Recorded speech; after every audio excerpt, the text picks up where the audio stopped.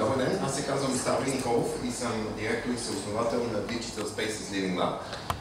Сериозната част на нашата жива лаборатория подпомага компании, университети и други организации по света и главно в Европа да доразработват и усъвършенстват някои от най-интересните мобилни приложения и веб услуги, свързани с градове, музеи и локация в последните години. Веселата част на нашата жива лаборатория се организира работилници за деца и тестове в музеи. Сега ще ви пусна един малък видеоклип, който показва дигиталната лупа и как ние тествахме Националния исторически музей. Имахме щастието и привилегията да подпомогнем две организации и да продължим да ги подпомагаме последната година. Едната е ВАК, фундацията в Амстердам, която е разработила тази дигитална лупа. А другата е една норвежка компания, която се казва Dark Story.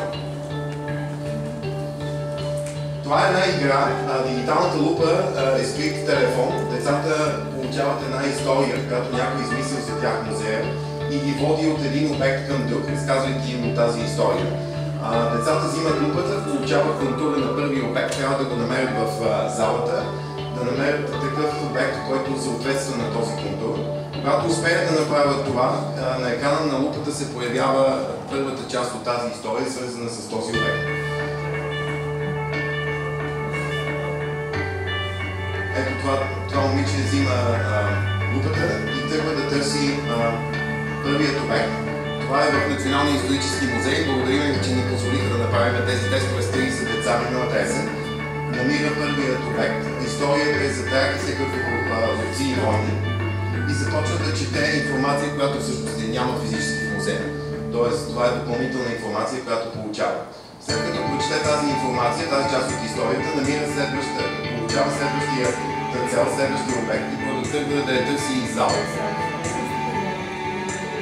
Децата се справяха страхотно. Лупата е измислена оригинално в Амстердам.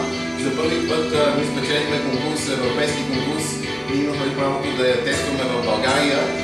И за първи път беше тествана с деца и всъщност ги усъвършенствахме, за да може да бъде използвана с деца в музей. Момичетата бяха страхотни в намирането на облици и други нагиди. Момчетата в намирането на шлемове и топи координават облиците в 10 къля преди да ги открият. Но всички се забавляваха много. За съжаление не научиха много, което открихме. Това беше един от резултатите на тестовете, тъй като прекалено много се платиха в играта и започнаха да играят като игра.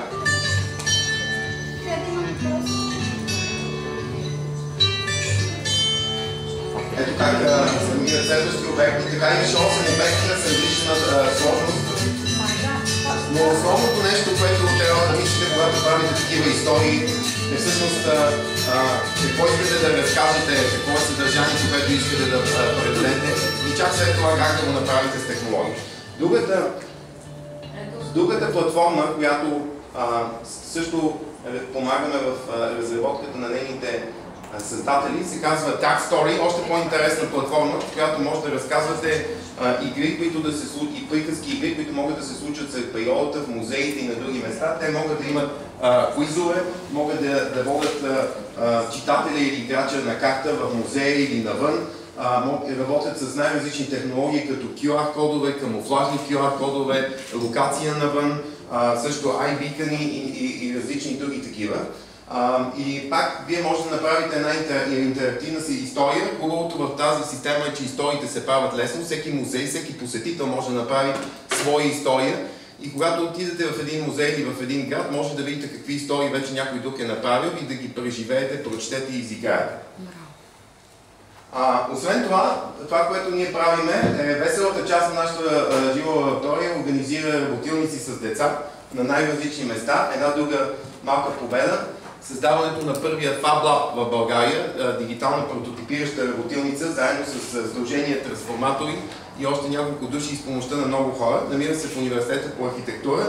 Това е една работилница, която има 3D принтери, лазери, маси за електроники, където хора вече правят десетки различни проекти от части за дронове, умни кошери, играчки, wearables, различни уреди, а ние организираме и детски работилници на най-различни теми, също в FabLab.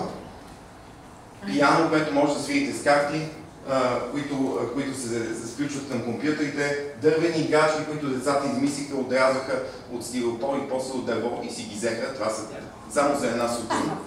Калейдоскопи, истински и дигитални. Това е по време на седмицата на архитектурата в Пловдив миналата есен. Струва ми се най-интересна система за строене с цанк.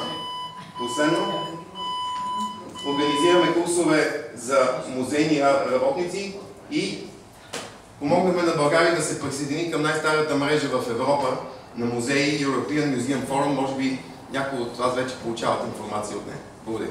Браво!